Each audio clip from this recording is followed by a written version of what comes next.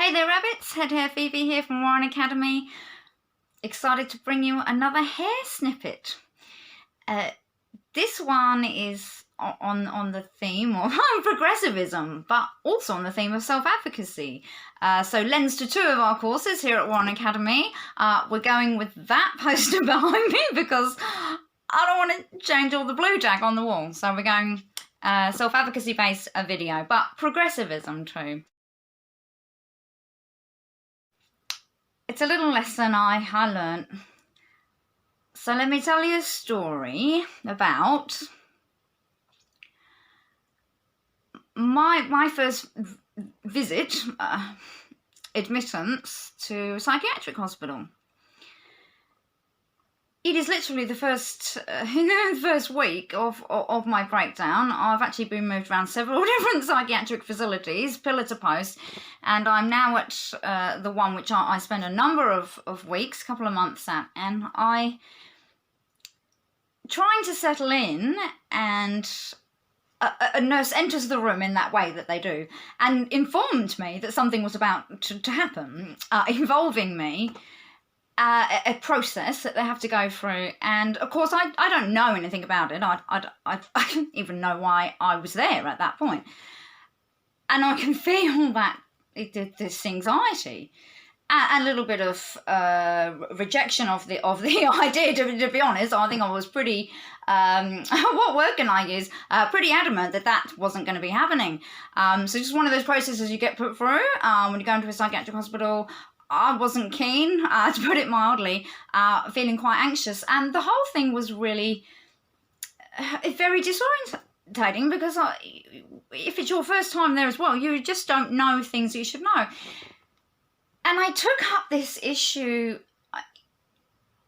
in not a big way. I'll sort of make comments about how it would have been helpful to have a leaflet or an information pack or something on my pillow in an obvious place on my bed in the room, so that when I go in there and when I'm admitted or at the admittance, reception, whatever they want to call it, that would be a place where I'd be presented with some level of insight about what I'm in for, what happens, what's normal, why it happens, what the thought behind it is, or how they mean it, and that it's for your safety, and etc. Would have been really, really helpful. And of course it just fell flat, and often those little comments and conversations don't go anywhere, and it just depends where you are in the moment as well, and how much of an issue you're making of it, or if you're making a big issue of it in the wrong way, often it falls flat as well. And so that wasn't a great day. It wasn't a great couple of months or year, to be honest, in my life. Later,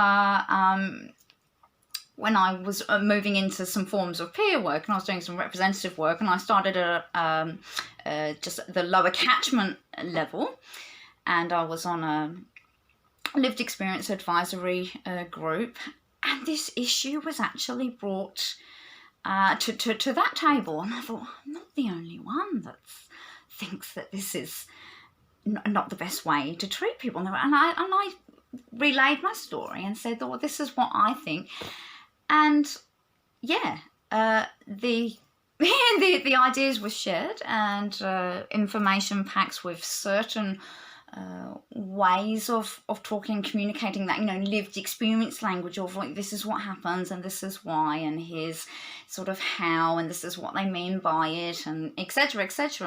And that idea was taken up at service level, and it was a shame that I'd failed, or just decided not to do any self-advocacy on the issue at the time that I was experiencing it. Of course, now in my working world, and from the particular niche of the lived experience work from I'm from, we talk about progressivism all the time, and lots of different attitudes, progressivism and deconstructionists, and madness-oriented sentiment, and all these historical things and future-escaping ideas. And yeah, I guess the message on this story is progressivism isn't something that you can just choose. It's a fact. It happens. It happens around us all of the time. It was happening 100 years ago. It was happening last week. It's happening today. It'll be happening tomorrow, next year, and in 50 years. And it is infinitely sort of happening. And when we look back at certain significant chunks of time, you can very clearly see progressivism in it. You can see it in its beating heart. Attitudes do change and things happen.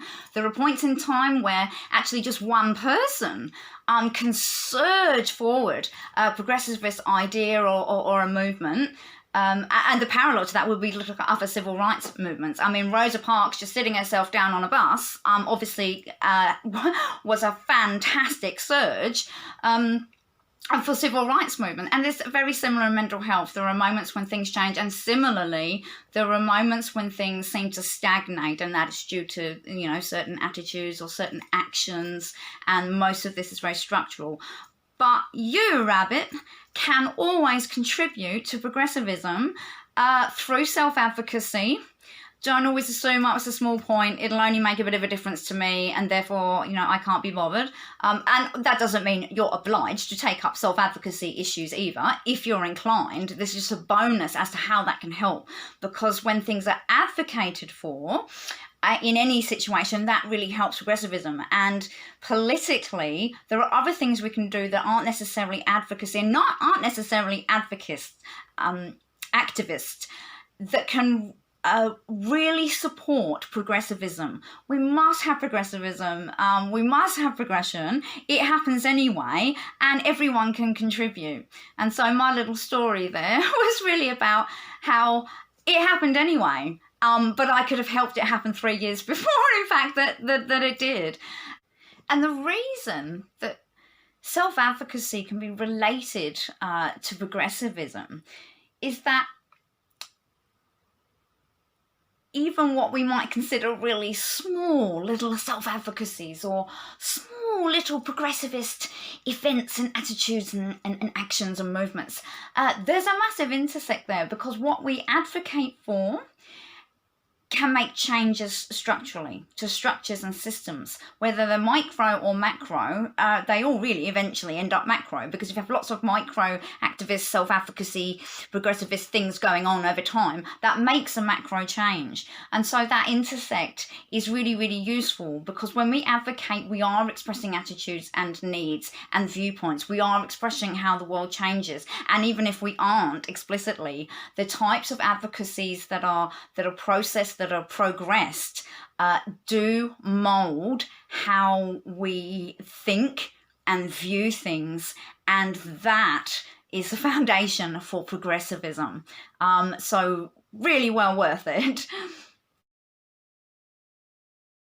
So yeah, speak up. Speak up. Get with the progression. It's happening anyway.